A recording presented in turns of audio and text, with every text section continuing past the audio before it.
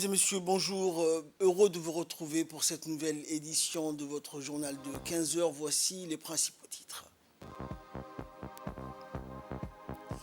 Inauguration des nouveaux laboratoires du département Géosciences à l'ODEG.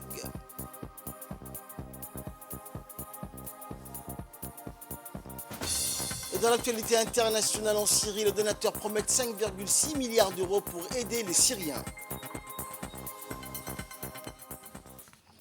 Voilà pour les titres, bonjour à tous. Le président de la République, Ismaël Omar Guelleh, a eu hier en fin d'après-midi des entretiens téléphoniques avec le président du Conseil de transition du Soudan, Abdel Fattah al-Burhan. L'état d'évolution de la situation sur le terrain au Soudan, théâtre d'une guerre fratricide à l'origine d'un nombre élevé de victimes et de blessés, de déplacements de populations et d'effondrement d'infrastructures économiques et sociales a essentiellement été évoqué au cours de cet échange. Le président djiboutien, président en exercice de l'IGAD, et membres du quartet de chefs d'État et de gouvernement affecté au niveau de l'IGAD à la médiation de la crise au Soudan, mis à profit cet entretien pour réitérer son attachement à l'unité et à la paix au Soudan. Il fit ensuite état de l'opportunité exceptionnelle que constitue l'initiative nouvelle de paix de l'IGAD pour le Soudan, appelant les parties protagonistes de cette crise à se joindre aux différentes étapes du processus de médiation défini par l'organisation africaine, notamment la tenue rapide d'une réunion entre les principaux belligérants, la mise en place de corridors humanitaires et l'initiation de pourparlers censés déboucher sur un accord politique. Ces entretiens du chef de l'État djiboutien, président en exercice de l'IGAD, avec le président du Conseil de transition du Soudan se posent en prélude à la nature prioritaire que, dans le cadre de son mandat débutant à la tête de l'organisation régionale, il consent au règlement de la crise soudanaise. Il donne la pleine mesure également de sa disponibilité à collaborer avec tous les protagonistes de la crise soudanaise et toutes les bonnes volontés engagées en faveur du retour de la paix dans ce pays frère. Le ministre de l'Environnement et du Développement durable, Mohamed Abdelkader Moussa Helem, s'est réuni aujourd'hui avec le docteur Aden Ibrahim Aouhersi, ministre de l'Environnement et du Changement climatique de la République fédérale de Somalie, et la délégation qui l'accompagne en visite actuellement au Soudan. Les perspectives d'une coopération étroite entre la République de Djibouti et la Somalie en particulier dans le domaine de l'environnement et l'exploitation des expériences réussies dans les deux pays pour protéger l'environnement et parvenir à un développement durable ont été discutés. La réunion a réuni plusieurs sous-chefs et chefs du département de l'environnement et du changement climatique des deux ministères respectifs. La réunion de travail qui a eu lieu au ministère de l'Environnement s'est déroulée en présence du secrétaire général du ministère de l'Environnement et du Développement durable par intérim. Et le docteur Aden Ibrahim Aouhersi, ministre de l'Environnement, a expliqué dans les déclarations à la presse lors de la visite que le ministère de l'Environnement et du changement climatique se réjouit de l'accueil chaleureux réservé à lui ainsi qu'à sa délégation. En marge de sa participation au 16e forum germano-africain de l'énergie à Hambourg, en Allemagne, et au chapitre des rencontres bilatérales, le ministre de l'énergie chargé des ressources naturelles, Yonis Ali Gueddi, s'est entretenu avec la secrétaire d'État fédérale allemande des Affaires étrangères et envoyée spéciale pour l'action climatique internationale, Jennifer Lee Morgan, en présence du chef de l'unité transition énergétique et politique étrangère du ministère fédéral allemand des Affaires étrangères. Au centre de discussion entre les deux ministres, les voies et moyens d'impulser une coopération énergétique fructueuse entre Djibouti et Berlin, notamment dans le domaine du développement des énergies renouvelables. Le secrétaire général du gouvernement, Al-Miss Mohamed Abdillahi, a procédé hier à l'inauguration de nouveaux laboratoires de géologie, de géochimie et de géophysique de l'Office djiboutien de développement d'énergie géothermique, ODEG, à PK20. Cette cérémonie d'inauguration de nouveaux laboratoires scientifiques de l'ODEG a vu la participation des chancelleries des pays qui contribuent au programme d'exploration géothermique nationale, notamment le Japon, des représentants des agences internationales partenaires de l'ODEG, telles que la JICA et l'USAID, le directeur général d'Exim Bank et le conseiller de coopération et d'action culturelle à l'ambassade de France ont également participé à cet événement. Ces laboratoires sont dotés d'équipements scientifiques à la pointe de la technologie pour la collecte de l'analyse des données géosciences. Les 3 unités inaugurées donc aujourd'hui constituent l'épine dorsale du programme de recherche de la géothermie de Djibouti et marquent définitivement l'indépendance de l'ODEC vis-à-vis des laboratoires à l'étranger. Désormais, toutes les données géosciences collectées dans le cadre du programme géothermique vont être analysées et interprétées au sein de l'ODEC. Cet événement marque la fin d'une étape de la stratégie que l'ODEC s'est fixée dès les premiers mois qui ont suivi sa création en 2014. Il faut rappeler que cet office manquait de tout, notamment en termes de personnel qualifié et d'équipement lors de sa mise en place. Et pour combler ce vide, l'ODEC a commencé à recruter des techniciens et des ingénieurs issus de l'université de Djibouti. Et pour les exploiter, l'ODEC a mis en place un programme de coopération basé sur la formation de son personnel avec ses partenaires internationaux, notamment la JICA, l'USAID et le BGR. À ce jour, la quasi-totalité de son personnel est désormais formé dans les différentes disciplines de la géothermie et participe pleinement aux activités du programme géothermique, que ce soit dans la phase de pré-faisabilité ou la phase de faisabilité. Une fois son personnel formé, l'ODEC passe à l'étape suivante qui consiste à mettre en place des laboratoires scientifiques afin de réduire le temps et le coût des études de pré-faisabilité. De l'ODEC, qui sont dotés d'équipements de pointe grâce à l'excellente collaboration de 5 pays amis, Djibouti, le Japon, l'Allemagne, les États-Unis et la France. Sous l'égide de son président, la République de Djibouti s'est fixé comme objectif une production d'énergie 100% renouvelable, 100% verte et 100% djiboutienne à l'horizon 2035. Écoutons l'intervention du secrétaire général du gouvernement, Al-Miss Mohamed Abdillahi. C'est d'abord un plaisir pour moi d'être présent aujourd'hui parmi vous pour cette cérémonie d'inauguration des nouveaux laboratoires du département de géosciences de l'office de l'ODEC, ainsi que de participer donc à cette cérémonie de remise des certificats pour les différentes personnes qui ont été formées à l'extérieur. Mesdames et messieurs, donc, on pense que l'office est l'office l'ODEC. On a l'impression que c'est un établissement qui est vieux, alors qu'il a à peine 9 ans. Je crois qu'il a été fondé en 2014. Et il répond donc à l'ambition des autorités, qui est l'ambition de passer d'une énergie qui était carbonée. En 2011, 100% de notre énergie était totalement carbonée. Aujourd'hui, l'objectif que nous avons, c'est un objectif très ambitieux, c'est d'arriver, Inch'Allah, en 2035, au plus tard, à 100% d'énergie renouvelable. C'est un défi important et je pense que l'ODEC fait partie donc, des outils qui vont nous permettre de relever ces défis.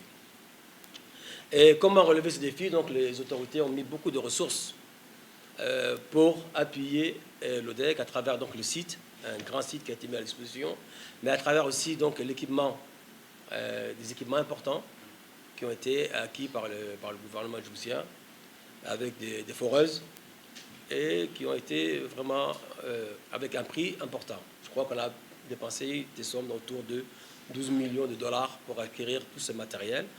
Mais en plus, et c'est ce que nous avons vu aujourd'hui, c'est la ressource humaine.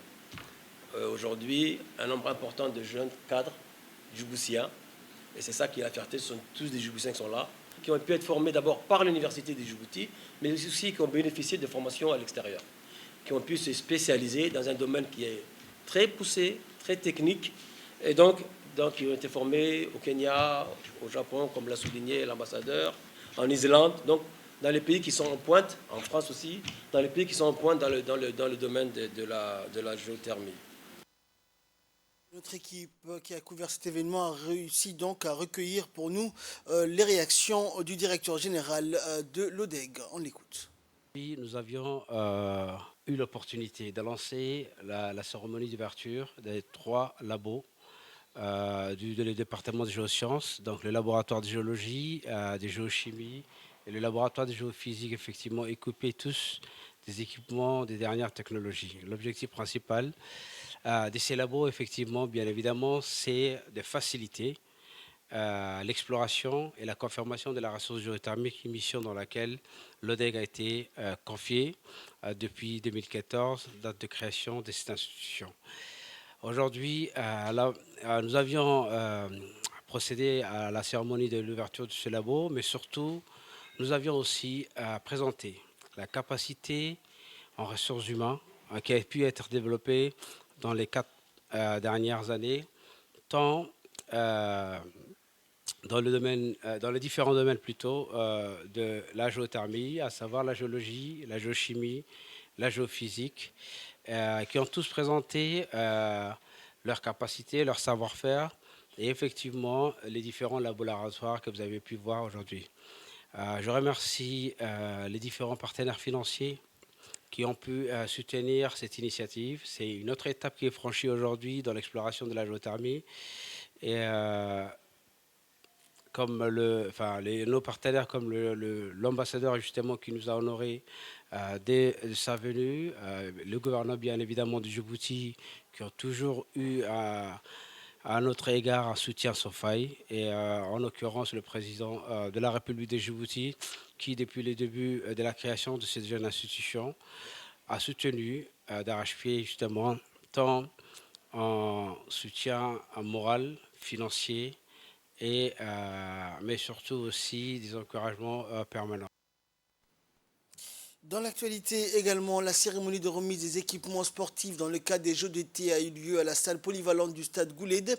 Cette initiative vise à encourager les activités sportives durant la période estivale et à promouvoir les sports traditionnels. Plusieurs personnalités du secrétariat d'État au sport étaient présentes, notamment le secrétaire d'État Hassan Mohamed Kamil, la secrétaire générale Khadija Ibrahim Idriss, le directeur général de l'ANPS Mohamed Omar, les directeurs des sports et des régions ainsi que la directrice du stade de Gouled. Le ministre a encouragé les bénéficiaires à bien organiser les tournois d'été dans la capitale et les régions de l'intérieur. Il a également insisté sur l'importance de faire bon usage des équipements. Les Jeux d'été ont pour objectif d'épanouir la jeunesse et de promouvoir les activités sportives.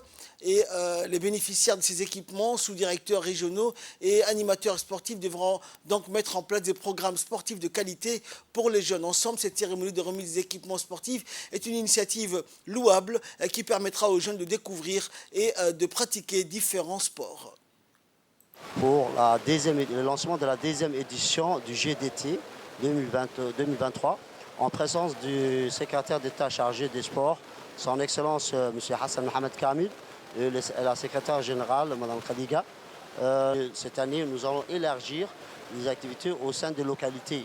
Donc avant de commencer, au sein de notre département, nous avons fait une formation concernant le règlement, ainsi que cette année, les jets vont être révalorisés, comme je disais, au sein de la région, et ainsi que dans les localités.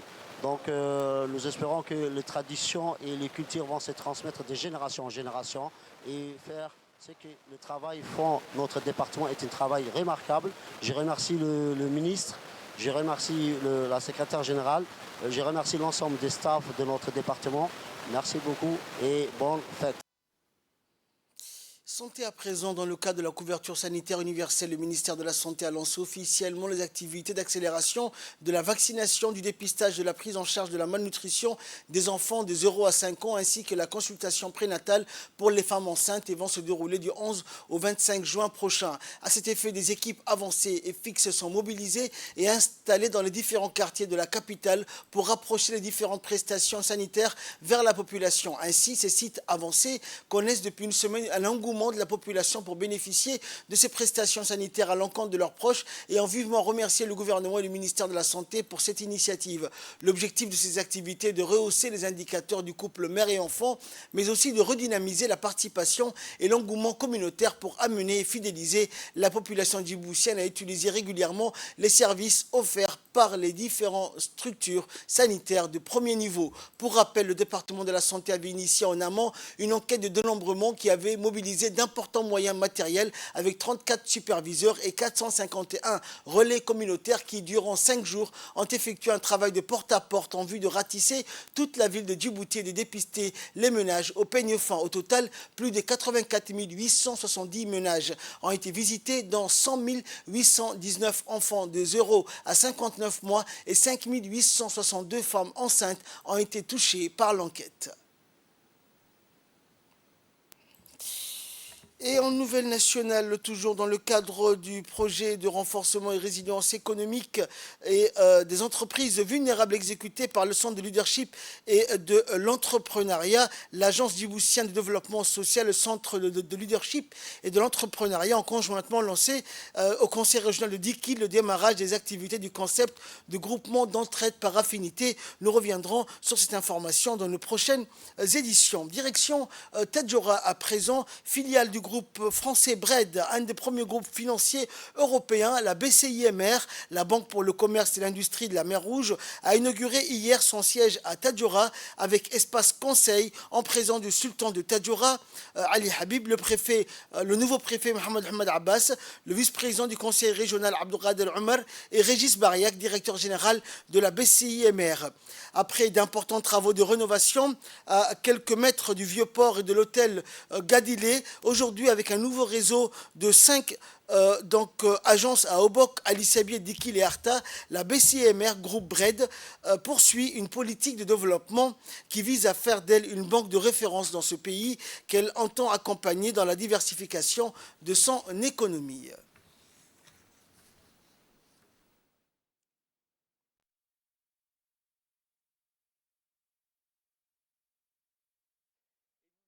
Et digne de Tadjoura, c'est la plus belle, la plus grande et la plus rénovée de toutes nos agences à Tadjoura, et pour accueillir nos clients dans les meilleures conditions possibles, vous accorder du temps, vous écouter, trouver les solutions et financer vos projets.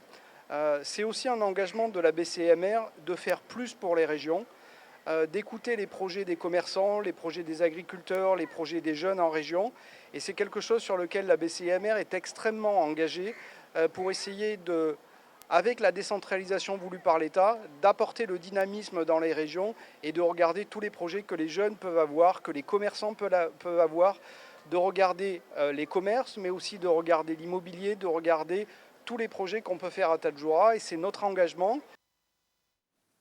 Écoutons à présent l'intervention du nouveau préfet de Tadjoura, Mohamed Ahmed Abbas. J'ai choisi d'assister à l'inauguration de la Banque commerciale et d'industrie qui a été réhabilitée et entretenue par l'agence. L'agence de Tadjoura a ouvert ses portes en 1984.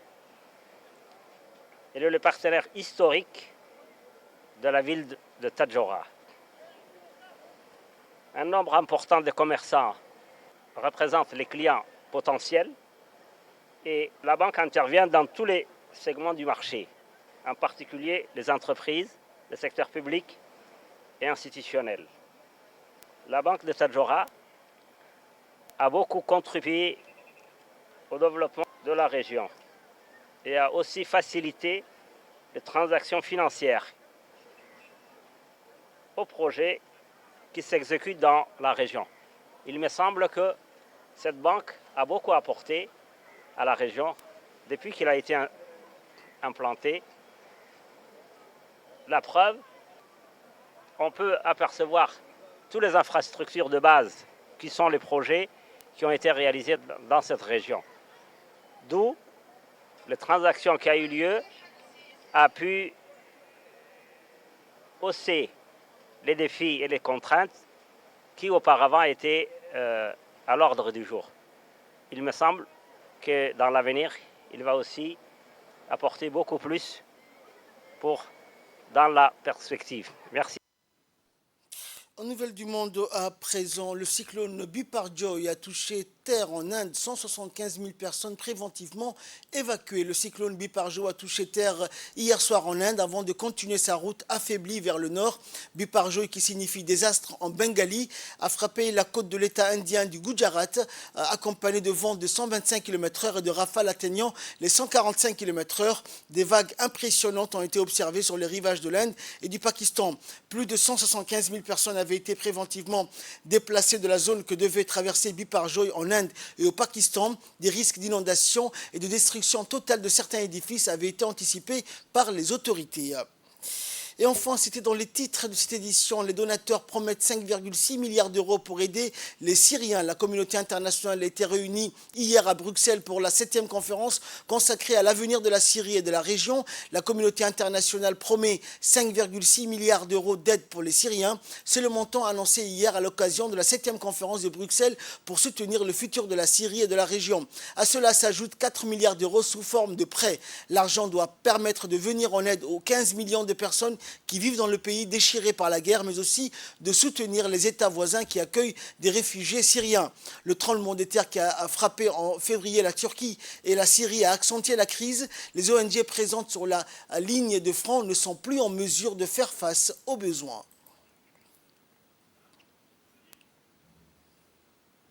C'est la fin de cette édition. Merci à vous de nous avoir suivis. Excellent après-midi sur Télé Djibouti.